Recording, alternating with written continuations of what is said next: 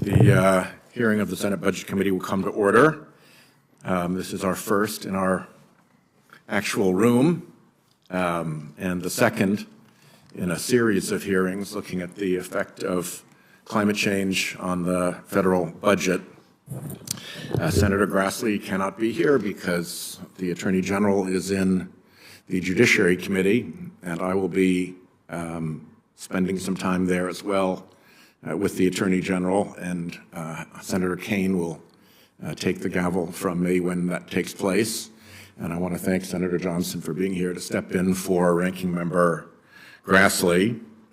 After our first hearing's high-level budget impact overview, today we begin looking at the specific ways climate change will burden, and indeed is already burdening, our economy and our federal budget. We'll start with a look at our coasts, important to Rhode Island. The U.S. has nearly 13,000 miles of coastline. 40% of our population lives along that coast. More than $1 trillion worth of residential and commercial real estate is coastal, as is much of our infrastructure: ports, coastal roads, water treatment facilities. Climate change threatens to upend life as it's now lived in coastal communities and put immense burdens on government. Rhode Island may be the smallest physical state in the nation, but we have nearly 400 miles of coastline. In Warren, the smallest town and the smallest of our 5 counties, some homes have seen property values drop by 1/3 because of flood risk. Sea level rise is projected to permanently flood coastal portions of Warren over the next decade. In 2017, Zillow's real estate database identified over 4,800 homes in Rhode Island that would be underwater with a projected 6 feet of sea level rise, which is projected for us.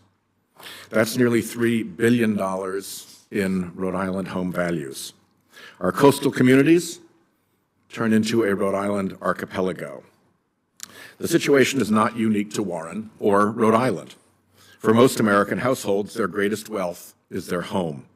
As homes and businesses in coastal communities face more frequent sunny day flooding and wetter and more violent ocean storms, insurance will become more expensive and harder to find. Mortgages depend on insurance, so lending will suffer. Coastal communities will become harder places to live and work, and real estate values and local tax bases will decline. Moody's is already looking at local municipal bonds in this light. In emergencies, coastal communities will turn to the federal government for financial assistance, and federal flood insurance costs will rise. The consequences extend beyond real estate. Much of our infrastructure, roads and bridges and military bases and ports, sits along coasts. When critical infrastructure is lost to regular inundation or to storm damage, local economies can suffer, and again, the federal government has to foot the bill. Unfortunately, the cost of these climate hazards is projected to grow. First Street Foundation has a peer-reviewed flood risk tool that shows significantly increasing risks to residential properties over the next 30 years. Rhode Island's own flood projections show similar risks. A study published just 2 weeks ago estimates flood risk in real estate markets, showing them overvalued now by $237 billion. Spoiler alert, the worst property overvaluations are along our coasts. The study warns that coastal real estate values may plummet and cascade into systemic risks for the mortgage market. I'll interrupt my remarks here for one moment to point out that this phrase, systemic risks, you'll hear a lot of in these hearings. It was defined in the last one.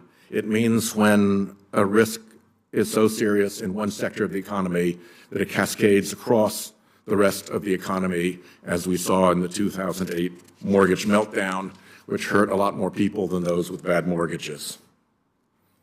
Freddie Mac has made similar warnings, so let me close by quoting their former chief economist here today on the damage that climate change is likely to inflict as coastal property values get hit. He said, "The economic losses and social disruption are likely to be greater in total than those experienced in the housing crisis and Great Recession." A sobering warning for those of us who lived through that. The only good news here is that by acting now, we can minimize the damage and costs to households, businesses, and our economy. I'll turn to Senator Johnson for his opening remarks, and then I'll introduce the witnesses. Thank you, Mr. Chairman. And it is true I was asked to stand in as ranking member here, replaced Senator Grassley on Monday. So I need to first state that the opinions I express are those of my own, not Senator Grassley. I don't want to get him in trouble. Also want to say I'm not a climate change denier. I'm just not a climate change alarmist. But I find the debate fascinating. I look forward to the hearing. Read a fair amount about it, a couple good books, Climate Change, The Facts, edited by Alan Moran.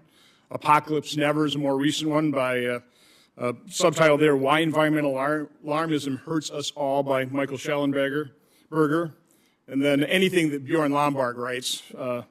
And by the way, I think I'm stating this right, that Mr. Lomborg completely acknowledges man-made climate change, just doesn't think we should spend anything with limited resources. There's far better ways of spending money to alleviate human suffering. And I'm glad to see that Mr. Lewis is citing Mr. Lomborg in his testimony a number of times. But in my mind, a good scientist is a very healthy skeptic. You know, always questioning, always seeking the truth. And to me, the term scientific consensus, I know there certainly is some, but it's a very unscientific terms in many ways. You know, particularly when you're dealing with something that, you know, I think there's a lot of legitimate disagreement in terms of climate change. But, you know, but why am I skeptical? I'm 67 years old. I've lived through decades of Malthusianism, doomsayers. And I just asked my staff to get just a couple of the most delicious predictions. Not only were these individuals wrong, they were spectacularly wrong. In 1970, Harvard biologist George Wald estimated that, quote, civilization will end within 15 or 30 years by 1985 to 2000 unless immediate action is taken against problems facing mankind. January 1970, Life magazine said scientists had solid evidence to support the prediction that by 1980, urban dwellers would have to wear gas masks to survive air pollution. In the spring of 1970, issue of The Living Wilderness, Dennis Hayes, the chief organizer for Earth Day, declared that, quote, it is already too late to avoid mass starvation. 1978, the New York Times reported that a team of climate specialists saw, quote, no end in sight to a 30-year cooling trend in the Northern Hemisphere. 1980, ecologist Kenneth Watt predicted the world would be 4 degrees colder in 1990 and 11 degrees colder in the year 2000. That, by the way, didn't happen. 1988, Maldives Director of Environmental Affairs predicted the rising sea levels threatened to cover the islands in the next 30 years. 1989, Noel Brown, a UN environmental official, said entire nations would be wiped off the earth if sea levels from global warming were not reversed by the year 2000. 2004, a Pentagon climate change report said Britain will be Siberia by the year 2020. Don't think that happened. 2007, head of the UN climate panel claimed that it would be, quote, too late unless drastic action were taken by the year 2012. And in 2008, Al Gore, by the way, anybody know how much his wealth has grown off of climate alarmism? But he cited a claim from another climate researcher that the North Pole may be ice-free by the year 2013. That didn't happen either. So you combine those spectacularly wrong predictions, time and time again, they're never held to account. Nobody ever fact-checks them.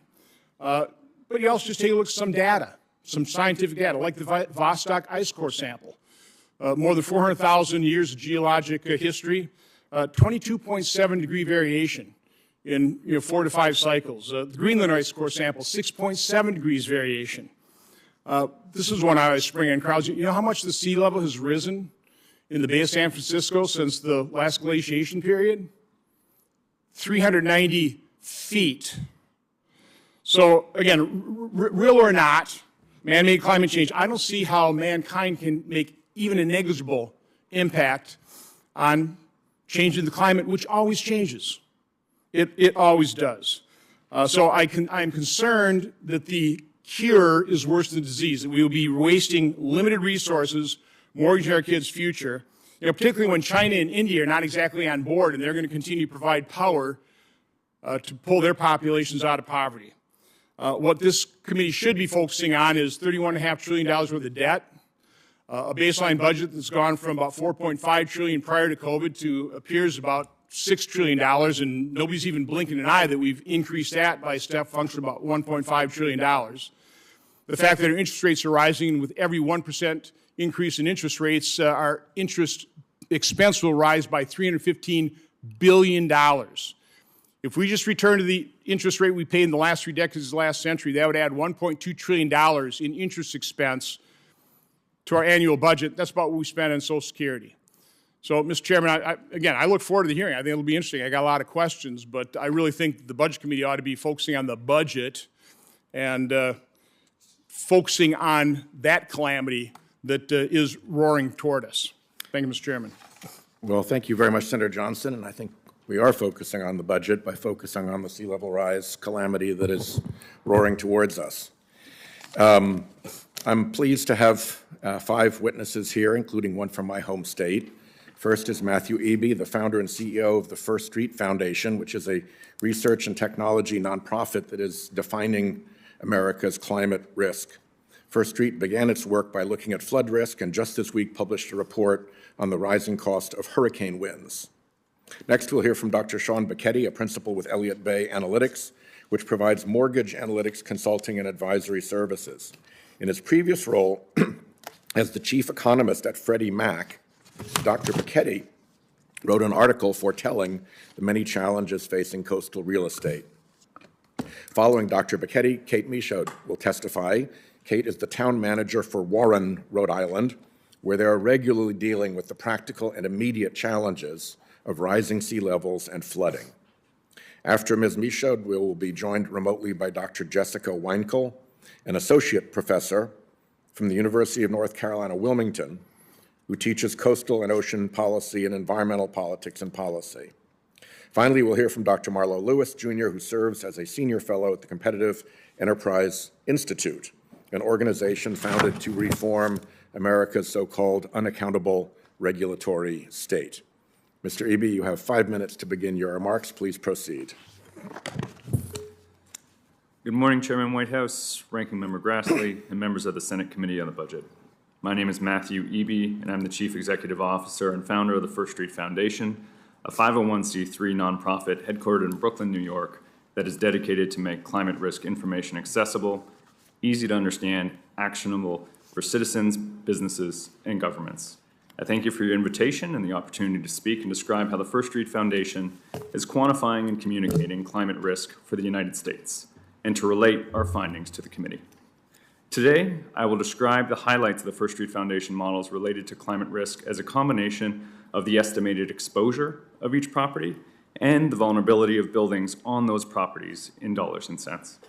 We have employed models of flood, wildfire, hurricane winds, and extreme heat to create probabilistic estimates of exposure for each of the approximately 143 million properties in the U.S. My oral testimony will focus primarily on our flood work. At the national level, the First Street Foundation flood model identifies 14.6 million properties as having a 1% annual risk of flooding, the same definition as the FEMA 1 in 100 special flood hazard area. While the definitions are the same, our findings are not. Our model identifies 5.9 million more properties across the country that have this risk and are outside of the FEMA special flood hazard area. Of these properties, 4.3 million are single-family 1 to 4 unit homes that are not built to a standard to prevent flood damage. These single-family properties face an estimated annual loss of $4,694 per property for a total of $20 billion in annualized damage today. These damage estimates are expected to grow by 61% over the next 30 years to an estimated annual loss of $7,563 per residential property, totaling $32.3 billion nationally. Commercial properties are at risk of an additional $14 billion in property damage today, growing to $17 billion over the next 30 years, and account for a huge amount of indirect community economic risk through the disruption of supply chains, lost labor, and lost productivity. These indirect costs associated with commercial building flood risk are around $50 billion today, growing to $63 billion in 30 years. Along with that, the First Street Foundation wind model finds around $18.5 billion in annualized property damage today, growing to around $20 billion in 30 years, which we have yet to calculate the downstream economic impacts of.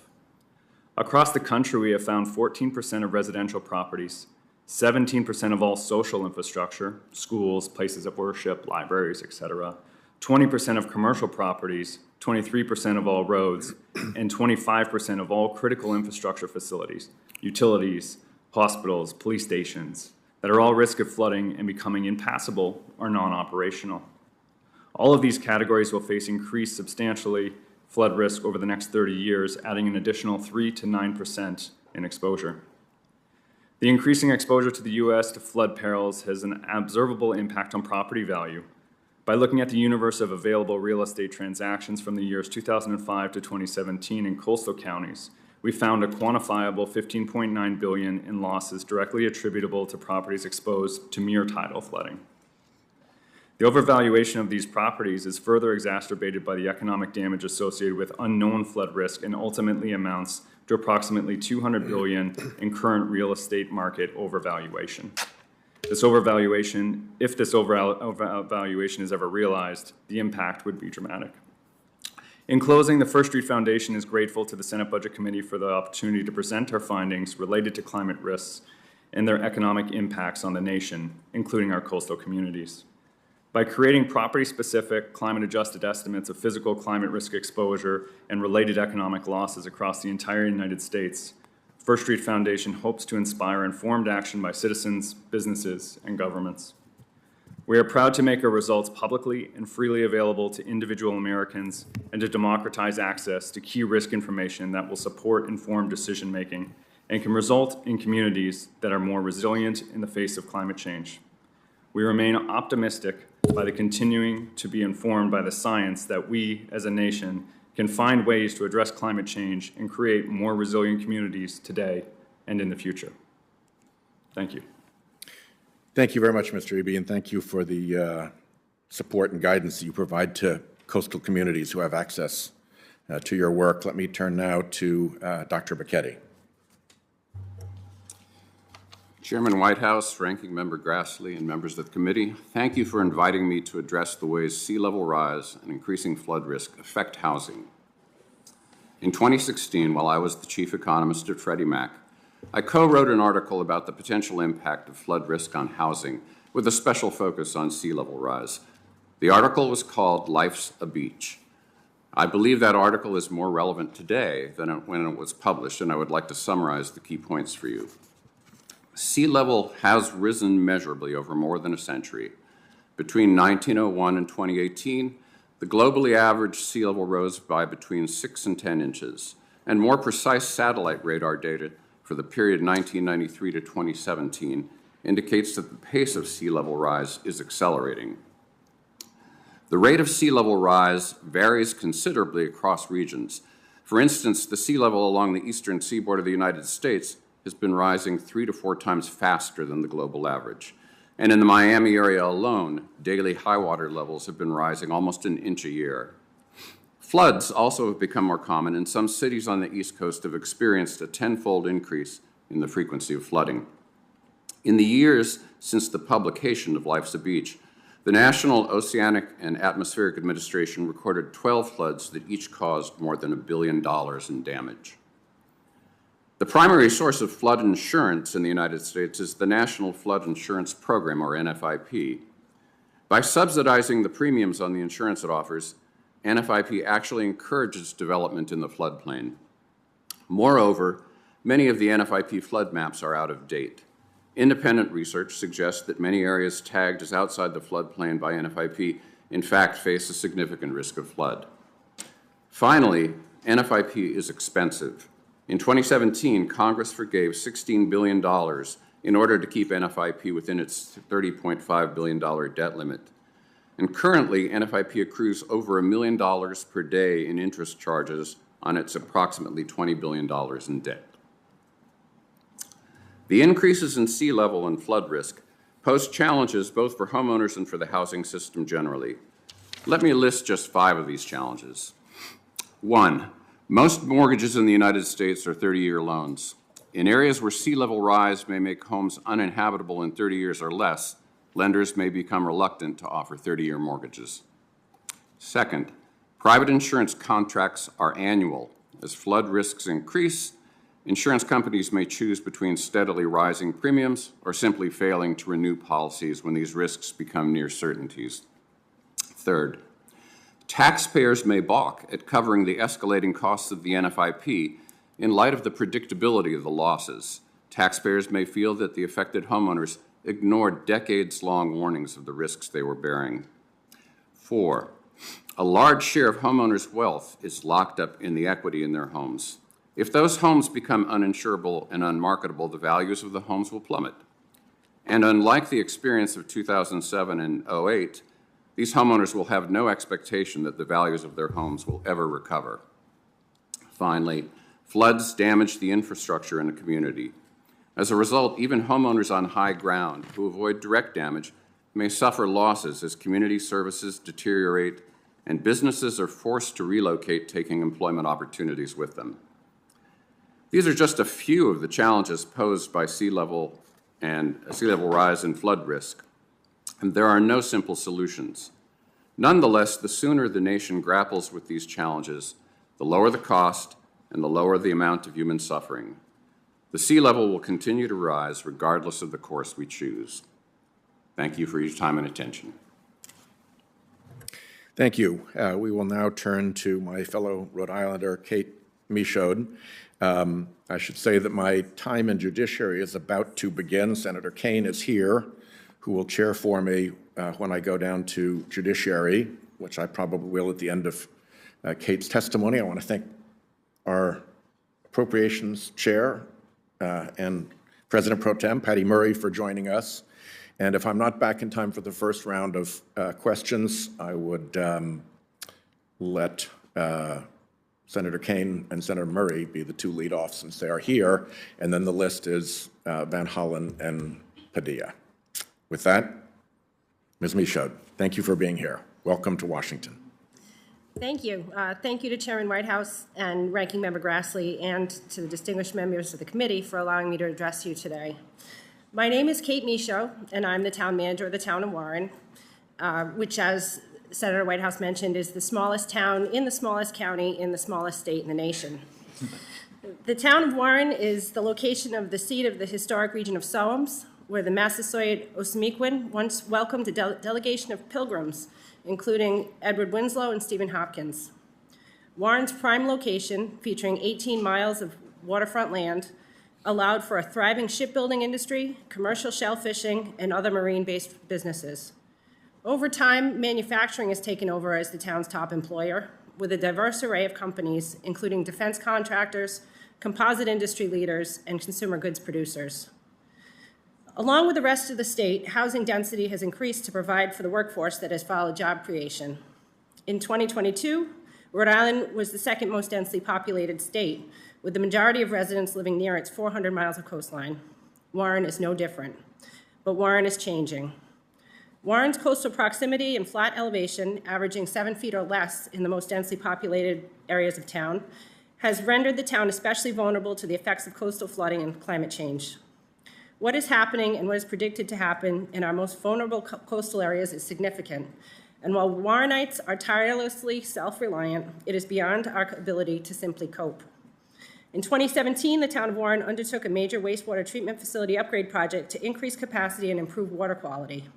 As the stewards of the taxpayers' funds, the town undertook a cost-benefit analysis of the equipment that was to be installed to ensure that it would be viable for the life of the asset. With assistance from our engineers, state agencies, the University of Rhode Island, and utilizing NOAA data, a conservative estimate of 3 feet of sea level rise was adopted for the design horizon of 2065. Facility upgrades were completed in 2022 at a cost of $21.7 million, borne by the local taxpayers. Viability of the facility beyond 3 feet of sea level rise is unlikely. As a result of the study completed for the wastewater improvements, the town determined that there was a pressing need to calculate the potential future impacts of coastal flooding on our other critical municipal infrastructure and on the town's tax base. Efforts have focused on our Market Street area, which is a 184-acre district containing approximately 700 housing units, mostly multifamily rental housing, as well as 30 businesses. The area currently has a total assessed value of $138 million, or just over 10% of the assessed value of the total town. A no-action scenario was developed, predicting what would happen with no efforts to mitigate the rising waters. The data analysis concluded that by the year 2100, 306 of the area's 400 buildings could be lost permanently to the rising water, with a loss in value of more than $85 million in today's dollars, or more than 60% of the total assessed value of the area. A 24-inch storm surge on top of the predicted sea level rise, not extreme for a coastal hurricane or nor'easter, could result in an additional $52 million in flood damage and $126 million in lost business revenue. For reference, the hurricane of 1938 brought 10 to 12 feet of storm surge to Rhode Island. With just 3 feet of sea level rise, predicted to be experienced locally within the next 30 years, 3 of the town's major roads, including the primary evacuation route, would be flooded with salt water and impassable every day at high tide. These roads are already experiencing significant effects of sunny day flooding occurring during the seasonal high tides in the spring and fall. Stormwater systems intended to drain precipitation away from the populated areas are instead operating in reverse, bringing tidal water into the inland areas, flooding roads, parking lots, and even homes. Underground tidal action has washed out the road base on at least one local road, causing a partial collapse and hundreds of thousands of dollars of damage to underground utilities. While we are just starting to fully understand the potential cost of damage to public assets, we know we will need additional resources beyond what we can make available, and we are looking to federal resources to help us to assess and prepare, including FEMA's Building Resilient Infrastructure and Communities Program and the National Coastal Resilience Fund. I have been invited here today not because Warren is unique in its vulnerability, but because it is a microcosm of the hundreds of small coastal communities in this country, all populated with hardworking residents and business owners. Warren is not a playground of the rich. It is not a tourism hotspot. The homes that line our shores are not vacation homes of little consequence. I am here not because I am trying to take a cutting-edge approach to local governance, but because one of my most basic duties is to prepare my community for the realities of the future. I am concerned about financial limits to the taxpayers. I am concerned about the bonding agencies. I am concerned about what happens when the financial industry decides that a 30-year mortgage in my town is too great a risk to take. I thank you for this opportunity to address you today, and I look forward to answering any questions that you may have. Thank you, Ms. Michaud. The next witness is appearing virtually, and it's Dr. Wankel. Please proceed and correct me if I got your name mispronounced, please. No, that was fine. Thank you. All right. Good morning. Thank you, Chairman Whitehouse, Ranking Member Grassley, and members of the committee for enabling me to visit with you today. It is a great honor.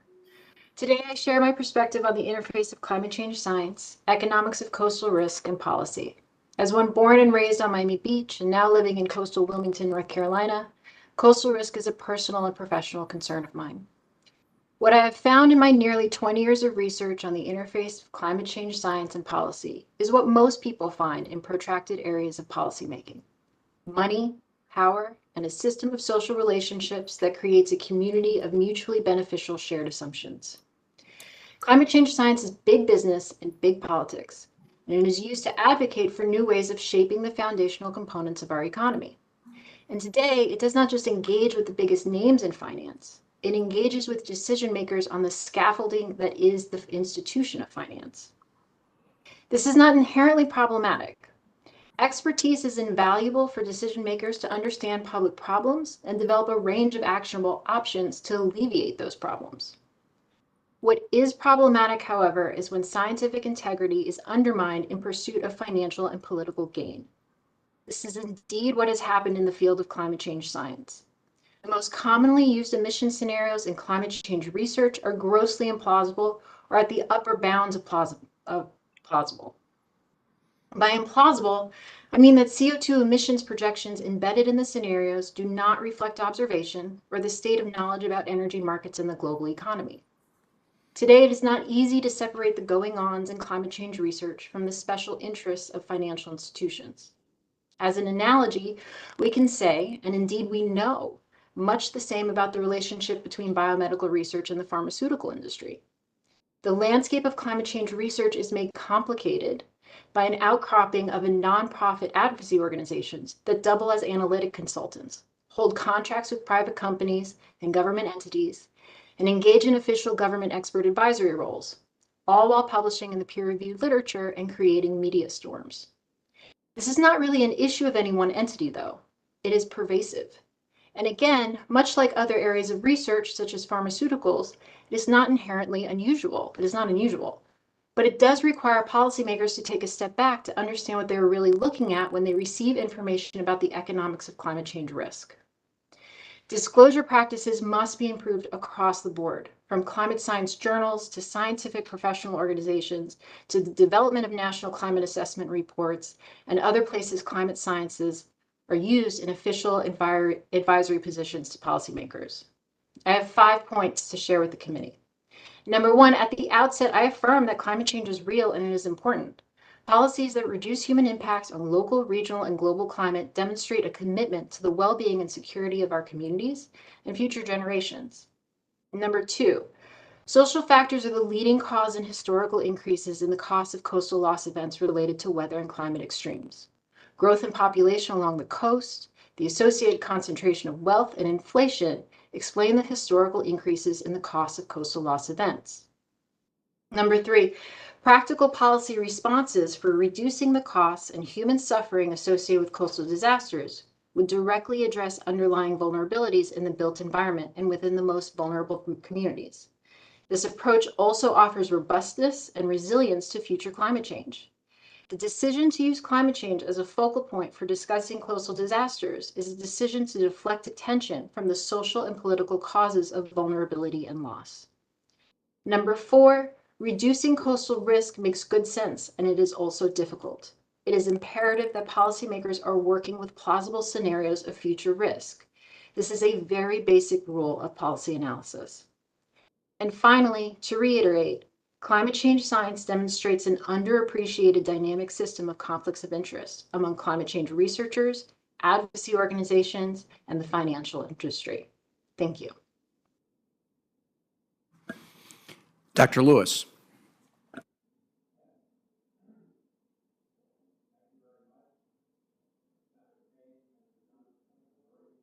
Please turn your microphone on if you can. Okay. Thank you very much, Senators, for inviting me to testify today on behalf of the Competitive Enterprise Institute. We're a nonprofit research organization with a focus on regulatory policy, and we are dedicated to promoting economic liberty and free enterprise. I was really impressed with the testimonies I've heard so far. And one theme that I think I hear in common in all of them, which was in my testimony, and I'm quite pleased with this because I'm not a professional civil engineer of any sort or urban planner, is the importance of adaptation.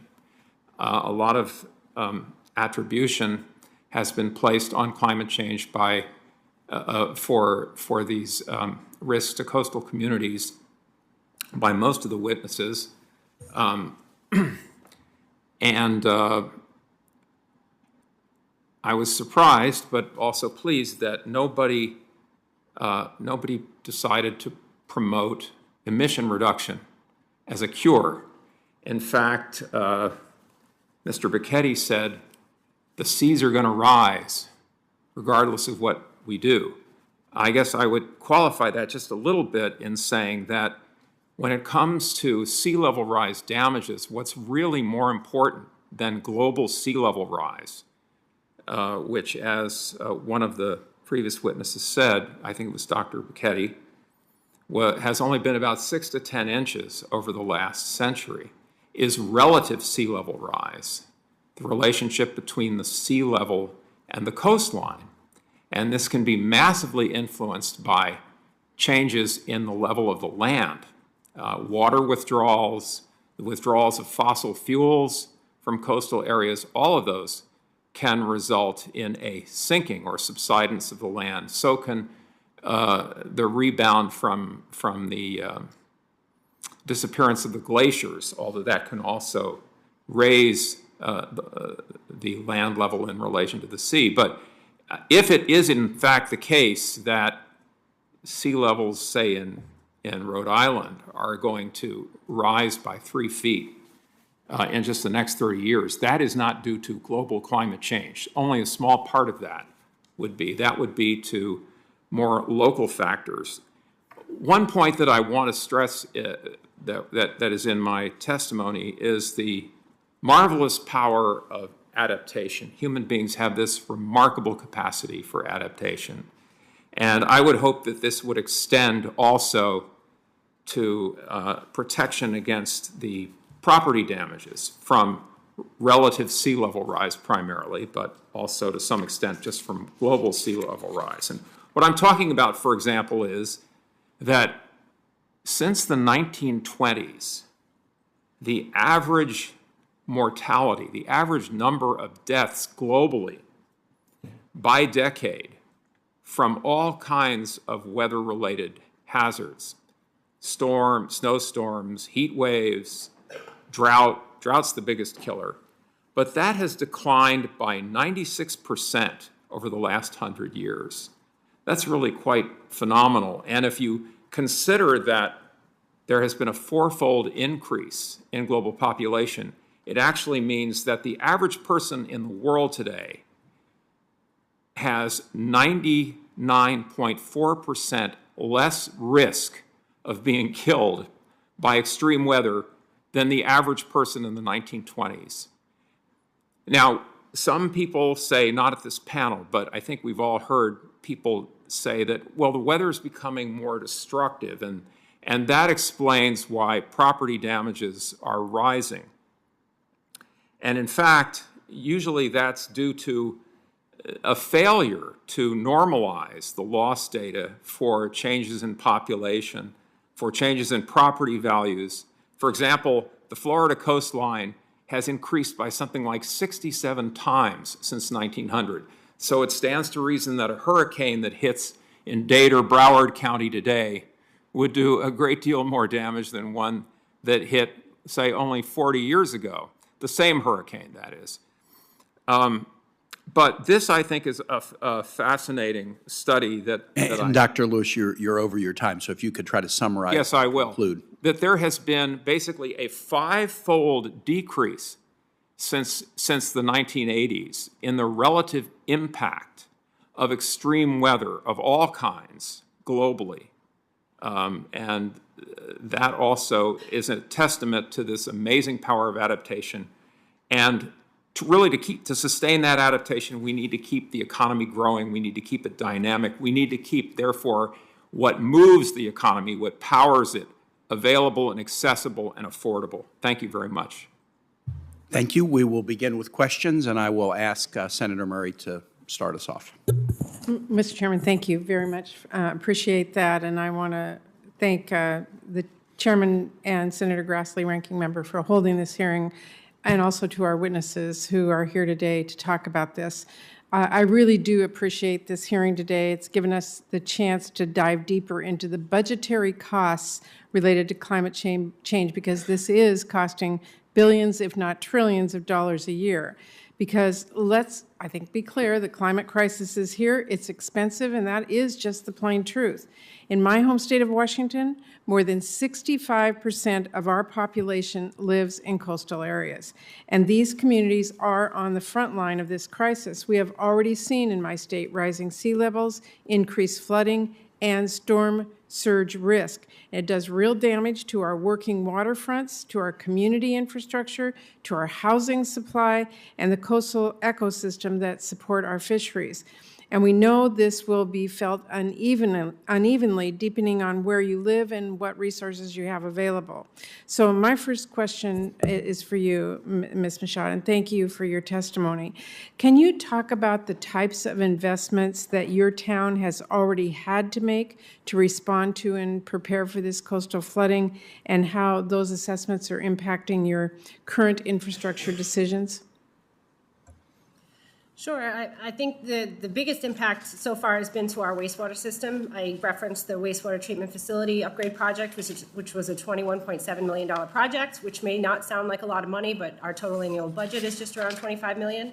And the debt service on that debt for that wastewater project is approximately 18% of our annual operating budget, which is considerable. We have recently entered into a public-private partnership with a housing developer to upgrade one of our pump stations. That The cost to elevate and refurbish that pump station was right around $4 million. We have 10 pump stations in total, so we have some work still to do. And we are also performing a number of what are called end-of-road retrofits. So we have roads that formerly went to the coast, straight down to the coastline. They're now flooding frequently at high tides. So what we are doing is working with engineers to pull the pavement back from the edge of the road, create kind of a soft barrier to eliminate the erosion that we're seeing. So those are costly projects, and there are many of them. We've completed, I believe, 4, and we have many more to go. So that's just a sample. We have a lot more infrastructure projects that we need to take a look at, and they do significantly impact our budget. It's a budget that is, like I said, very small. We're a small town, just over 11,000 residents, and those residents are already bearing the burden of that cost. Well, thank you for that. And as an example about how this is actually straining communities in Washington State and the difficult decisions that are having to be made, the Quinault Indian Nation on the Olympic Peninsula in my state has already begun to experience the effects of sea level rise and in those intense storm surges we're seeing. They've had damaging floods and landslides and did a climate vulnerability assessment. And as a result of that, the tribe developed a very comprehensive relocation plan, and it involves relocating the tribe's lower village of Tahola to higher elevation because of the impacts they're seeing. That's going to involve an emergency evacuation center. It's going to move a significant portion of the tribal infrastructure inland away from the Quinault River and the Pacific Ocean that the tribe has always depended on for their sustenance as well. Last year, they did get a $25 million through our bipartisan infrastructure law to begin this costly process, and they are not alone in having to take a really hard look at what the current sea level rise is happening to communities around our country. And I think a lot of people are asking, how are we going to be able to avoid the loss of life and property and be able to make these investments? So, Mr. Eby, my question actually I want to direct to you. Talk to us about the budgetary impacts that such large-scale relocation efforts in the future could have for our communities and for our economy. Yeah, thank you for your leadership on this subject and for the question, Senator. Unfortunately, as you mentioned, the Quinault Indian Nation is not unique in this situation. The managed retreat that's happening, where they're moving to higher land, and the relocation of critical infrastructure and assets is something that we're seeing in multiple states, and something that has to unfortunately take place when we look at the cost-benefit ratio of staying in certain places and the overall risk that is faced. So, unfortunately, as this is not unique, it's extremely costly. When we look at the critical infrastructure that's involved, as I was talking about with Ms. Michaud, and what's going on in different counties and states across the state, it is extremely costly to undergo these versus just building in the first place to a standard that allows us to understand what will happen from risk today and into the future. So while unfortunately I can't give you a specific number on how managed retreat in these typical situations will cost us as a country, I can tell you that it's much, much more expensive to try and do these things retroactively than to actually manage these things from the beginning and use climate-adjusted forecast to then change building code standards or to make these decisions at the forefront. Well, thank you very much. And again, Mr. Chairman, thank you. Absolutely. Senator Johnson. Hey, Mr. Chairman, is it Mr. Eby or Eby? It's Eby. Eby, Mr. Eby or Mr. Becchetti. Mr. Eby in particular, you've gone to great length of making all kinds of cost estimates, pretty high detail. Do either of you know how much we've already spent in the U.S. and globally to combat climate change? Do you know what that number is? I do not, Senator. Anybody on the panel have any idea how much we've already spent, how much we've committed, either in the U.S. or globally? I mean, my point being is, wouldn't that be a really important number to know to compare to what the damages might be? Again, going to adaptation. Dr. Weinkel, I think you're the only environmental scientist on the panel here. I've seen estimates that if we were to reduce or eliminate CO2 in the U.S. or in the West, it would have a negligible impact on average temperatures over the next 100 years or so. Is that true? Oh, that specific question goes well beyond sort of my area of expertise in coastal risk.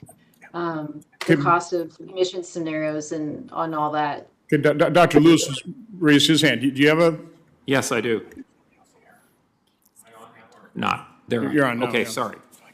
Yes, in fact, in my testimony, I reference a study done by Kevin Diaratna of the Heritage Foundation. He's a PhD data scientist and statistician. And what he did is he just took the EPA's climate policy calculator model, it's acronymed MAGIC, and decided to take a look at what happens to global temperatures at various assumed climate sensitivities. He went all the way from the assumption that it's 1.5, get the bottom line here. And basically, if you instantaneously and completely eliminate U.S. CO2 emissions today, and basically, if you take the middle range sensitivity assumption, then you avert about 0.2 of a degree Celsius of global warming by the year 2100. So again, I believe we probably spent hundreds of billions. I think we're contemplating spending trillions of dollars to do something that we can't do. Again, we recognize in just 20,000 years or less, I mean, it's a blink of the eye in terms of geologic time. The sea levels increased by 390 feet in the Bay of San Francisco. We can't spend enough money. We can't hold back the tides. So this is where the Bjorn Lomborg approach comes into effect. We're far better off spending resources adapting, as opposed to this insane quest to conquer climate change, which we can't do. Again, climate has always changed, always will. So let's spend the resources properly. I also want to talk a little bit about how the cure is worse than the disease. I didn't get it done in time, but I had a photo I was going to show of I don't know how many hundreds of miners in the Congo mining cobalt. And a lot of these are children. Does anybody here have any estimates of how much more copper we're going to have to mine? How much more cobalt we're going to have to mine? How much more lithium we're going to have to mine? How many rare earth minerals we're going to have to mine? What's the impact on the environment of that? What about the unreliability of our grid? Mr. Eby, do you have you done calculations of that? When because wind and solar are not reliable, you need backup. Have you done any cost calculations of how much it's going to cost when a grid shuts down because of unreliability? We focus on the economic damages of physical climate change, so not the reliability of the grid or renewable resources. So again, we are ignoring the main factors here. There's nothing we can do, literally, to combat climate change, particularly when China and India aren't on board, and they never will be on board. So we could spend hundreds of billions, have no impact, waste hundreds of billions, trillions of dollars. We're far better off spending that money to adapt. And we also have to fully realize the cost, the environmental cost of all the additional mining, and understand that it's just not possible to meet these climate change. I mean, you can't end fossil fuels in 10 years. It's impossible. It would impoverish our nation. Why are we even talking about it? Thank you, Mr. Chairman. Well, for the record, let me just say I have a different view than those statements, and I think most people do. Let me turn now to Senator Kaine, and then we'll turn to Senator Padilla. Senator Kaine is living with this as the Navy looks at Naval Station Norfolk and the flooding in that area and what it portends for his base. So I'm grateful to him for being here. Absolutely. Thank you, Mr. Chair, and to all the witnesses for being here. And I want to talk about Norfolk. Before I do that, I have a question for Dr. Weinkel.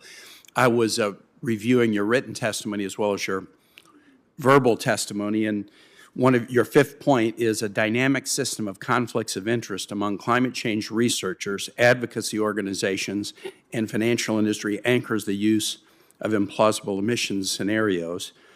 And you have a quote in the written testimony that I think all of us would agree with.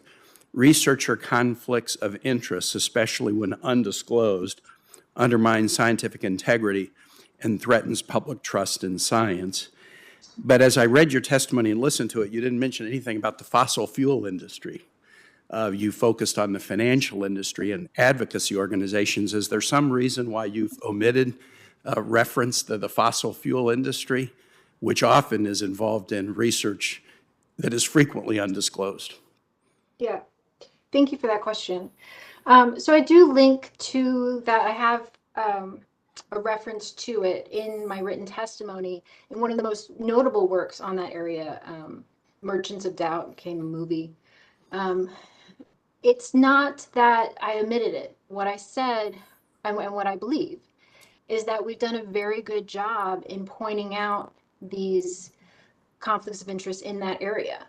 But we have a tendency to turn a blind eye to it when it's coming from other areas. All right, well, I'm going to move on to Norfolk now, but I just found it striking that your testimony focused on the financial industry and climate advocacy organizations, and in my view, omitted, you could characterize it differently, omitted reference to fossil fuel research, which has frequently undisclosed and has, I think, vastly dominated, outnumbered some of the other research. But let me move to Norfolk.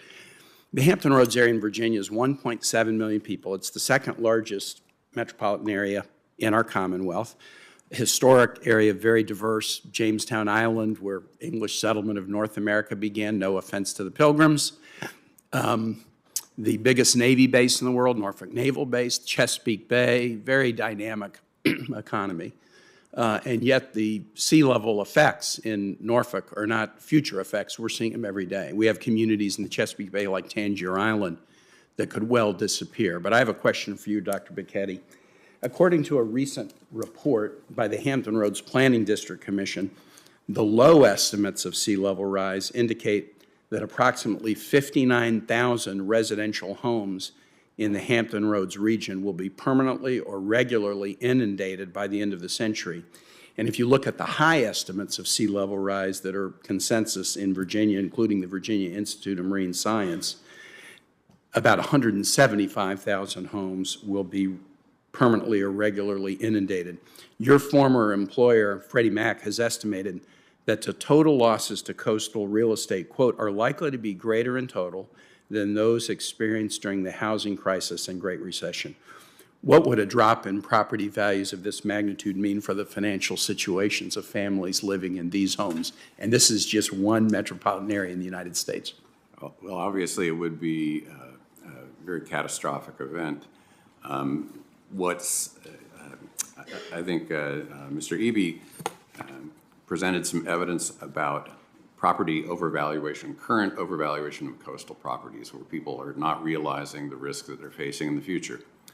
And the question that stimulated me to get involved in this area at all was we had just lived through 2007 and 08 and the many years of recovery, which we haven't completely recovered from that yet.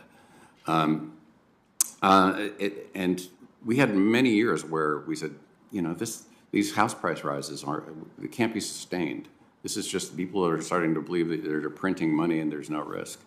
And eventually, for whatever reason that triggered it, all of a sudden, the house of cards collapsed. And there is a fear that something similar could happen in this issue.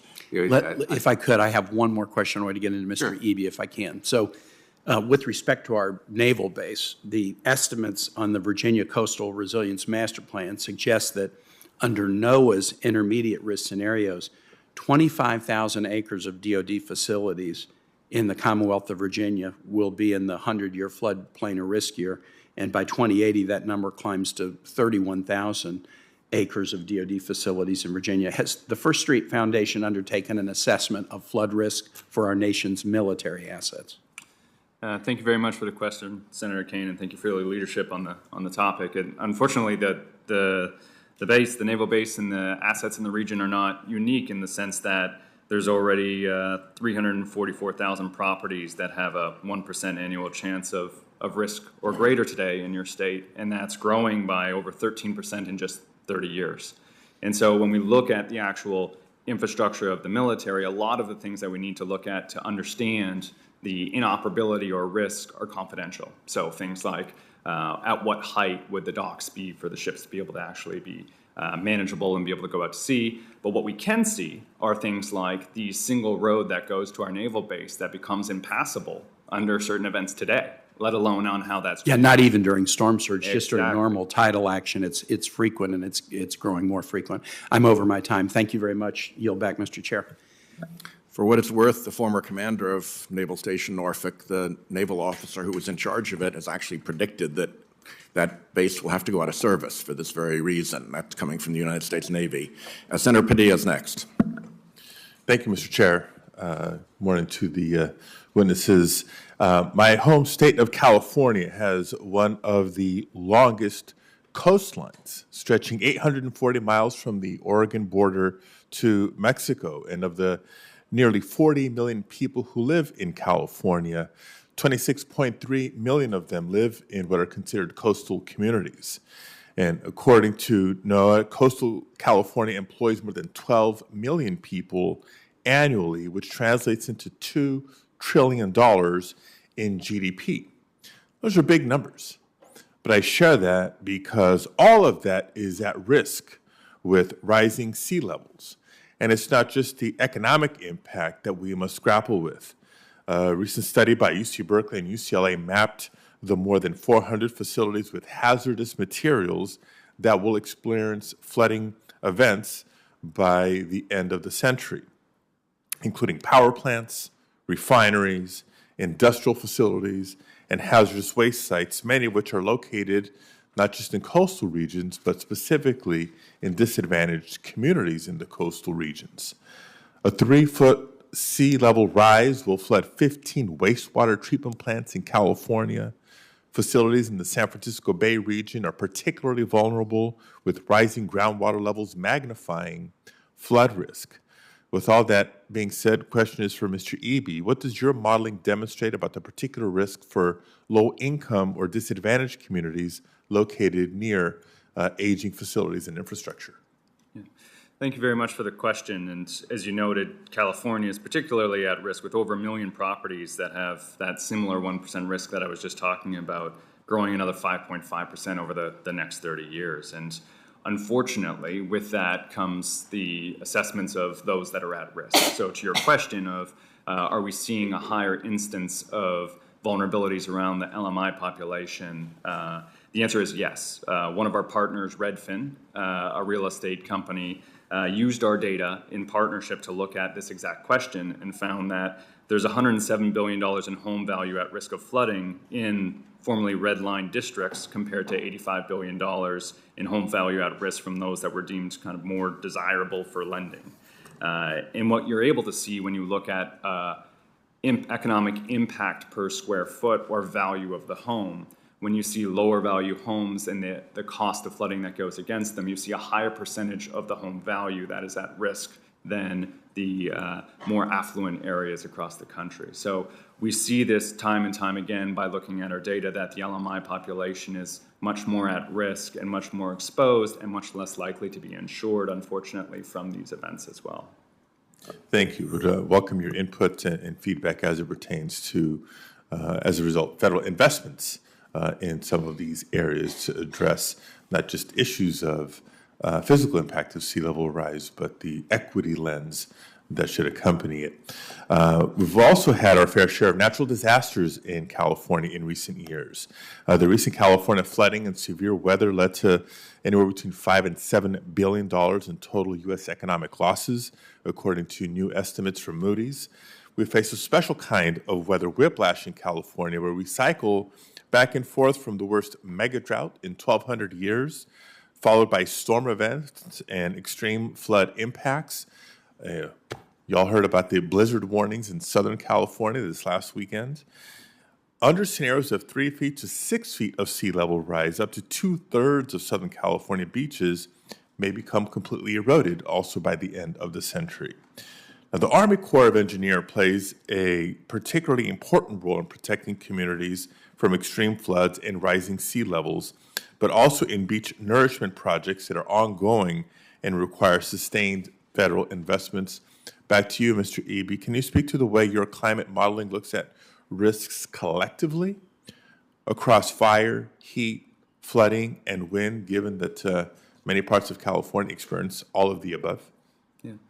Again, thank you for the question. And with our models, we've created individual versions, high-resolution models, to be able to look at these exact questions. So what is the exposure to extreme heat? What is the exposure to hurricane winds? What is the exposure to wildfires and flooding? And in California, specifically, each one of those is represented across the state as current and increasing risk from climate change. We haven't combined these into one overall score or risk or quantification for the state, but I can tell you that individually, each one poses a risk overall. Similarly with flooding, especially with things like atmospheric rivers and the severe precipitation that we've seen this year that impacts all of these homes that are outside the FEMA flood zone and the FEMA special flood hazard area. These are just some of the things that we're seeing today that we know are going to be exacerbated in the future from all of these different perils. Yeah. Thank you very much for your expertise and for participation this morning. Look forward to following up. Thank you, Mr. Chair.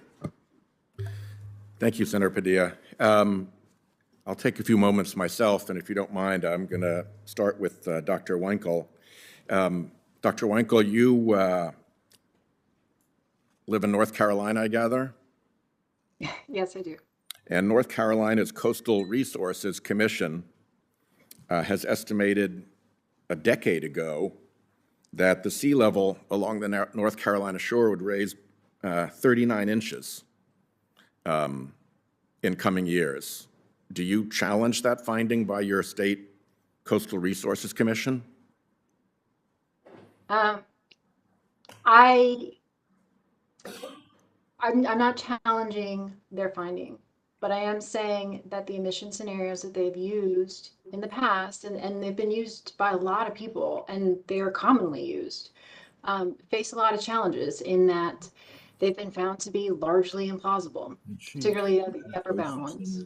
So, Not largely, wholly.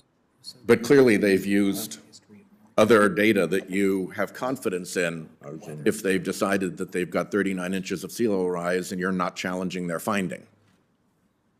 I Right? have So you're confidence challenging a in segment of the their- data that they use, but you're not challenging the 39 inches finding. Is that correct? I'm challenging the wisdom of using the emission scenarios that they use to find. Some of them, the ones that you contend are exaggerated. Yes. Why is it that in 12 pages of testimony in a hearing on the impact of sea level rise on local communities and on the economy, does your testimony never use the phrase sea level rise? Or admit that your own state is looking at 39 inches of sea level rise? That's a good question. And I Kinda. had it in. The reason is because I know enough to know that the science of sea level rise is nuanced. It is increasing, but it largely understanding it and understanding its impacts on different areas requires a level of expertise about sea level rise and the dynamics. You think the Navy of has that events. level of expertise? Do you think the United States sorry? Navy has adequate expertise to make determinations about the safety and future of its own coastal bases? I'm sure they have very intelligent people. Yeah, okay. To go back to Senator Kane's questioning, and just to be clear about this, would funding of research or expert opinion by fossil fuel interests implicate your concerns about conflict of interest? Would, of course. Okay. And would the concerns about conflict of interest be worsened if the fossil fuel funding of the research or the expert opinion was undisclosed? Yes. Okay. So with that, let me turn to Mr. Lewis, who is here on behalf of Competitive Enterprise Institute. This is at least the fourth time, Mr. Lewis, that you have appeared to bring climate skepticism on behalf of Republican colleagues to hearings. You have said in the past that climate change could actually be a net good for people. You've also said, and I'm quoting you here from an NPR radio show where the host asked you, in response to questions about climate change and sea level rise, the question to you was, so you're saying move New York, move Miami, move Southern Florida, move Boston? And your response was yes. So given the kind of eccentric nature of your testimony, I'm interested in following up on your other Republican witnesses' advice and finding out how much fossil fuel funding goes into the Competitive Enterprise Institute. Sure. Well, let me address that question first, which is, I don't know that, and you don't know that because it comes through a group called Donors Trust, which hides the real donor Right. and screens who the original donor is.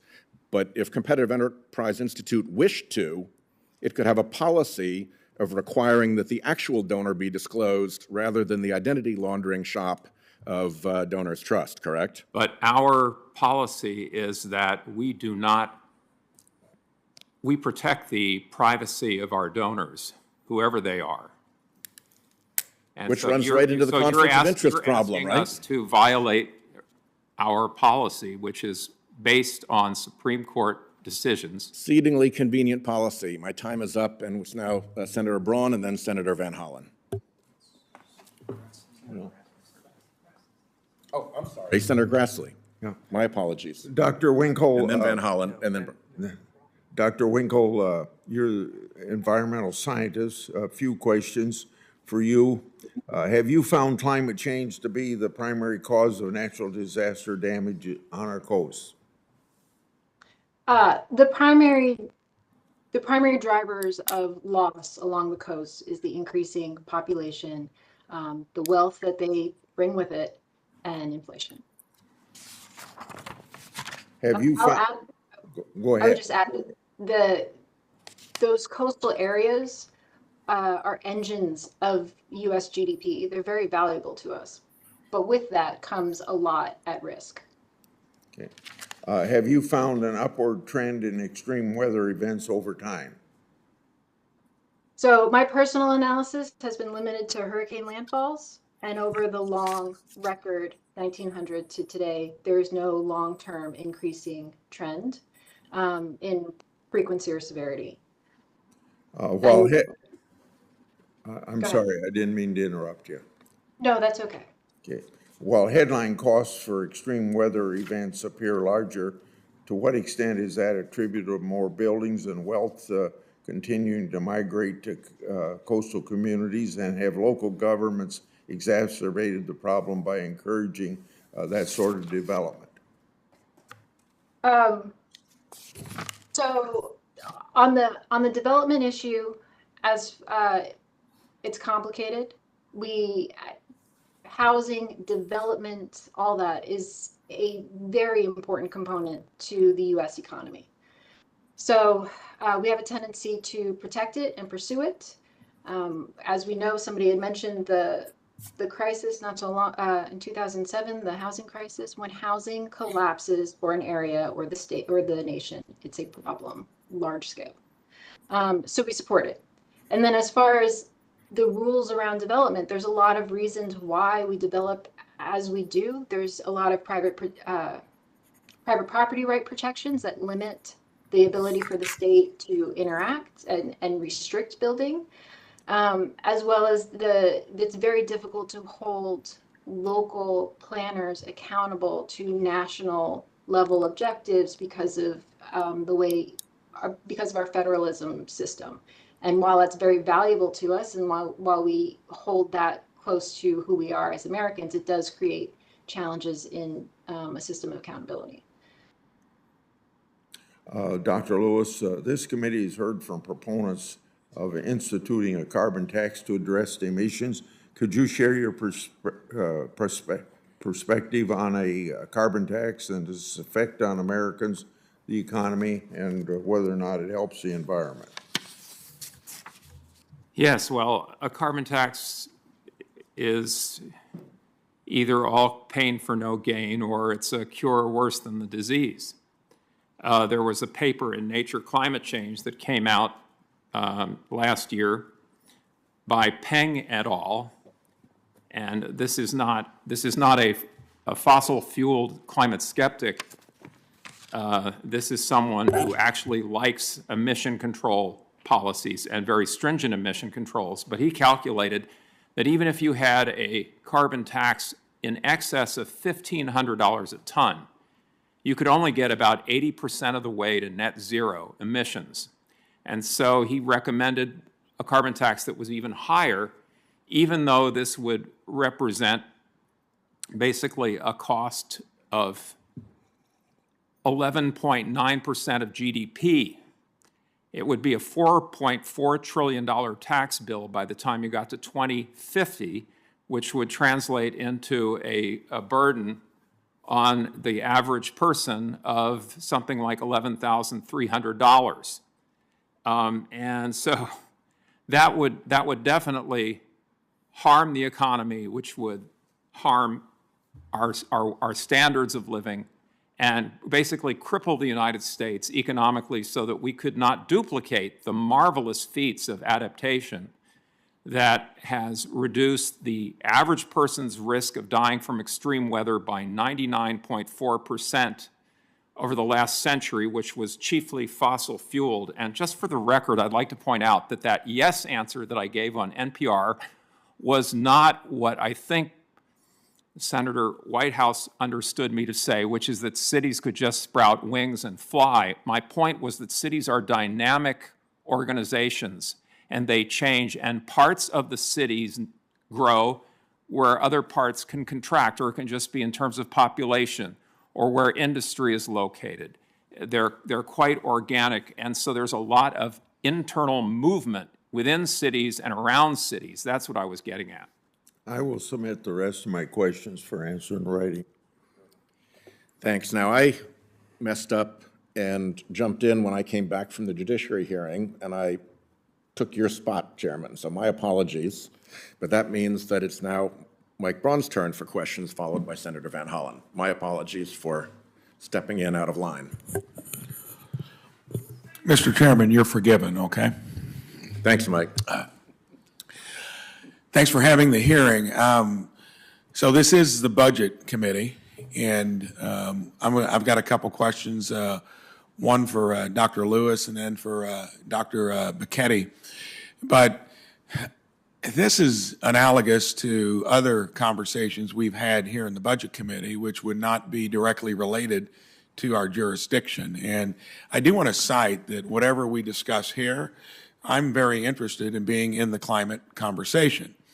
I think if we aren't on our side of the aisle, that you're probably just avoiding the issue. I've lived a life of a conservationist, and I think it's important. But I'll refer to one of my favorite quotes that I've ever heard here, and it's unrelated to this today, but it comes from Admiral Mike Mullen when he so succinctly said, "I'm more afraid of the red ink than the red menace." Okay? And that's got applicability right now as we're looking at other issues out there. The CBO, who I've gotten to know pretty well, work with them whenever I think they're not being forthcoming on how things are trending. All I can tell you is we were $5 trillion in debt, I think, in 2000. After the Bush stint, we were $10 trillion in debt. After the Obama administration, we were $16 trillion in debt. That takes us to 2016. 2018, we added another trillion each year, and now literally the wheels have fallen off the budget train. And it's sad to think that we're 31 trillion in debt, and there's actually a government estimate in 2033 that we're 46 trillion in debt. What I'm saying is, regardless of what we talk about here, we ought to say we're borrowing it from our kids and grandkids if we want to do anything on climate, we want to do anything on anything in this government, when each year we're borrowing now close to 30% of what we spend in an operating budget. Anybody could do that. No other entity operates that way. And I think that is going to be the big issue in the long run, because let's just say we do nail down something where we need to invest the money. We're going to have a balance sheet that's going to be increasingly difficult to do it. And if you're good at math, take 1% of 30 trillion, 300 billion, take 4% of 30 trillion, 1.2 trillion. That is what we're going to price in to the carrying cost of this dereliction of duty. We need to keep that in mind, and I do wish, Mr. Chairman, that we would probably get back to some budget mechanics, some type of regular order, so that the end result each year isn't a 4,100-page bill that gets dropped into our lap with 2 days to look at it, for the just 1/3 of what we spend each year that's even subject to a budget that we don't do. So my question now is on this subject, which I'm very interested in. We're doing good things in this country. I think we've set the example. The EU is, maybe Australia, maybe Japan. What sense does it make for us to do any of this, which does have an economic consequence, when China, India, most of the underdeveloped and undeveloped world is paying no attention to it? Doesn't make sense, especially when you can't nail down the particulars of when all this is going to come in and have great impact. We know it may someday, but the one thing that's absolute, we know that if you do these kinds of things, it is a cost to our own economy. Please comment, Dr. Becchetti and then Dr. Lewis, on why this makes sense when over half the world, China, India, building coal-fired plants nearly weekly. Oh, thank you for the question. Part of what you're asking is outside my range of experience. And in fact, the points that I was making in my testimony was how to adapt to climate change that is going to occur over the next 30 years. So we know how costly the housing finance crisis was in 2007 and 2008. Multi-year costs, many people suffered a lot of damages. And as I look at the situation, you can predict where stresses will occur in the housing finance system. Housing finance system is a very complex way of making sure that risks are allocated to the firms that can handle them correctly. And these are risks that they're not ready for. So from a budget point of view, the sooner we figure out how to have a successful adaptation to something that we can't avoid will save us money. Dr. Lewis.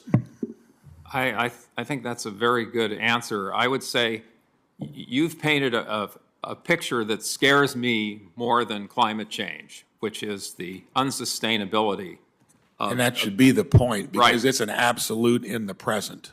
And it seems to me that, you know, given the difficulty in scaling back government programs, because as soon as you create a program, you create dependency on the program, and that just results in more lobbying for the program. That the only solution, if there is one, that eventually that in the long term prevents us falling off a financial cliff, a fiscal cliff, is economic growth.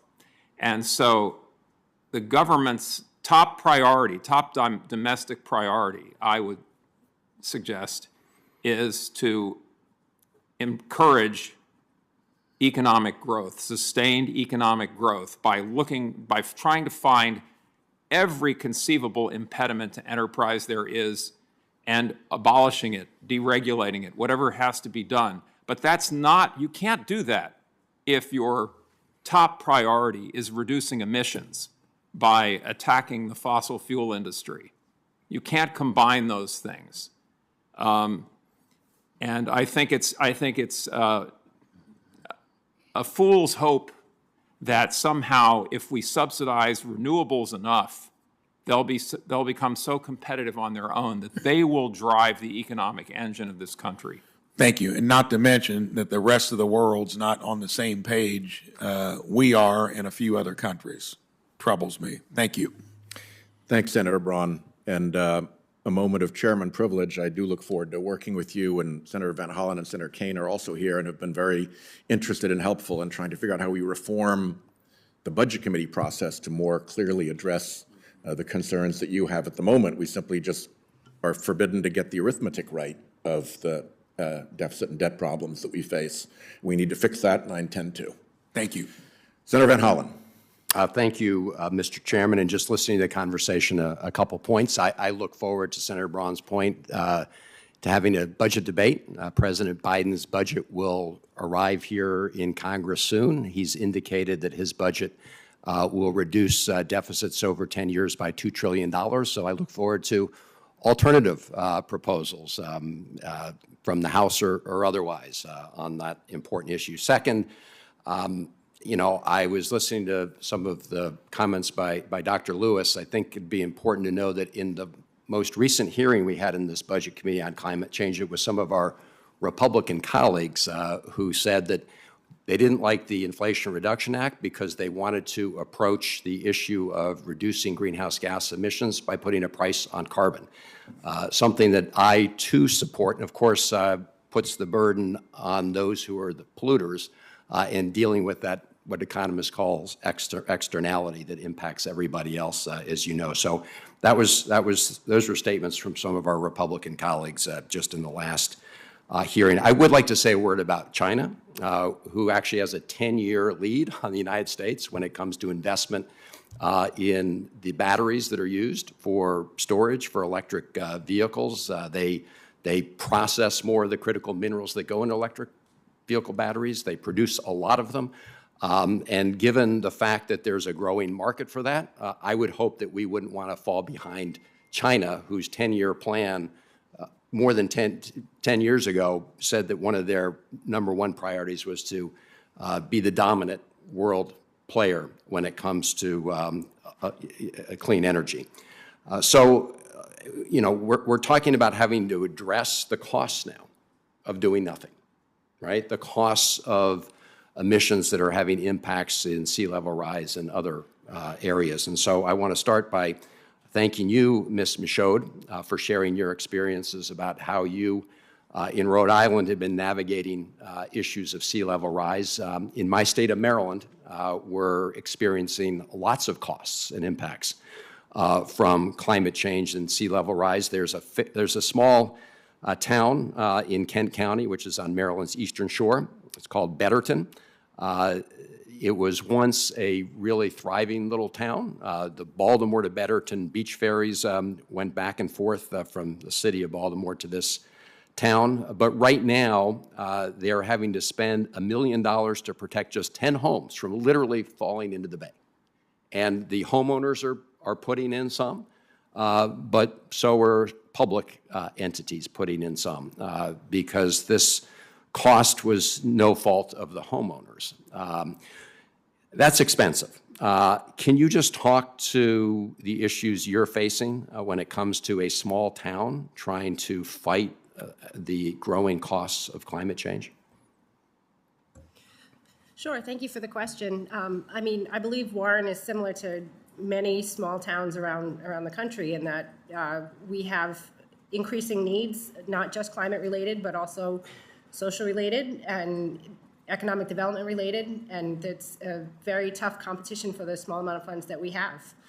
So again, we are spending considerably to protect our coastal features and our coastal facilities, but sometimes it is at the expense of other items, such as social services or education or other infrastructure improvements that are needed that aren't in the coastal areas. So it's certainly a concern.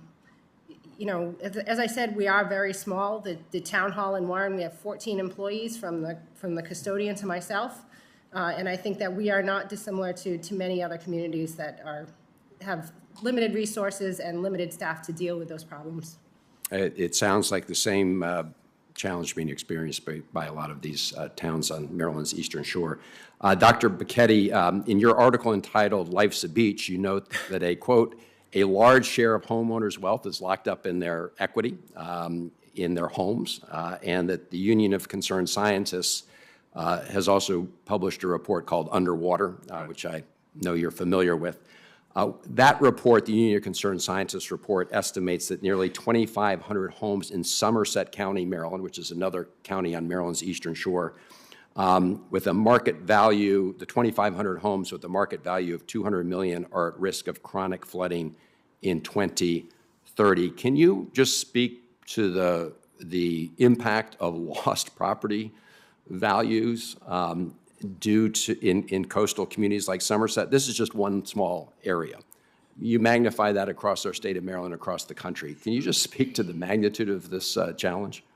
Well, it's a particularly difficult challenge because if we look back to the housing crisis of 2007, it was a long time before property values came back, but they did come back. But this is a different type of dynamic where property values are probably physically not able to come back. And so this is equity that's lost forever. It was extremely difficult to estimate all this nationally. I don't know, I'm not sure I have enough zeros to do it. But there's a real struggle and a real challenge of figuring out for the most severely impacted properties that are not savable, what will be the appropriate policy. No, I appreciate that. I see my time is up, but I think one of the purposes of this and other hearings is just to underscore the costs of inaction and doing nothing, which is why it was so important that we got started with things like the Inflation Reduction Act, but much more work ahead. Thank you, Mr. Chairman. We have some time for another round. If any senator wishes to stay for another round, I'd like to ask a few questions. First, since it's been mentioned in this hearing that some of us actually support carbon pricing legislation, I'll take it just as a point of personal privilege that I'm one of those. In fact, I'm the author of a carbon pricing bill, and essentially nothing of what Dr. Lewis said about carbon pricing is true as regards my bill. So you don't have to follow whatever his path is if you're actually looking at my legislation. And I want to make sure that's clear in the record of this hearing. Dr. Lewis, I also want to make clear your doctorate is in government, right? Not in science? Correct. Are you familiar with scientific research related to climate tipping points? Yes. Do you understand that, particularly as regards sea level rise, reaching certain climate tipping points can dramatically increase the risk and the rate of sea level rise? Yes, I'm familiar with that. And that is, I don't see that reflected anywhere in your testimony. Your testimony makes no reference to hitting tipping points. Is that correct? No, it does not. Okay. If you recall the fifth assessment report, well, I was going to explain why I didn't think it was particularly pertinent. If you keep it brief, go ahead, but you're into my time and I have limited time, so go ahead. All right, in the fifth assessment report, the IPCC said it was exceedingly likely that we would see any kind of ice sheet crack up in the 21st century. So we were dealing with issues in the next couple of decades, I thought, and I didn't see that it was entirely relevant. I did talk about tail risk at some point. I'm going to reclaim my time here so I can talk to Ms. Michaud, who's my Rhode Island friend here. Warren, if you could just speak a little bit into a little bit more detail, because I know a lot of people are listening to this who live in coastal towns and have the experience that you're dealing with. You're dealing with very specific and practical things. You're dealing with Warren's waterfront economy, which for anybody in Rhode Island is a really wonderful waterfront economy with terrific restaurants and access points. You're dealing with flooded roads and infrastructure. You're dealing with emergency evacuation issues in other towns where the road that would get you out of Warren in emergency are themselves likely to be compromised by that emergency. And your biggest thing has probably been the water treatment plant, which, because of gravity, in a lot of places along the coast, is located down low right at the coast. Give us a picture of how that all fits together for you, and those will be our closing words. Sure. So thank you for the question. we are dealing with a lot of those issues, especially the wastewater management system is a grave concern. As you mentioned, due to gravity, it is located on the coast in the lowest point of the town, which is the case in many towns or most towns. And the situation that we're encountering is that we've just done this major upgrade, which has been very costly, but it is only resilient to 3 feet of sea level rise. And unfortunately, when we look at the projections long-term, looking at 2100 or even beyond then, once we get past that 3 feet of sea level rise, there really is no saving the facility. You can't build an island in the middle of the ocean. So we are looking at some major changes in the future to what our community looks like, not only moving that facility, but also potentially buying out properties and moving the people away from harm, which is going to be a significant change for the town. I think the great thing about living in a town like Warren is the sense of community, and I would say that there's definitely a difference between surviving and living, and people want to live. And they want to live in a community where they can enjoy their neighborhood, they can enjoy their neighborhood businesses and their schools and their houses of worship.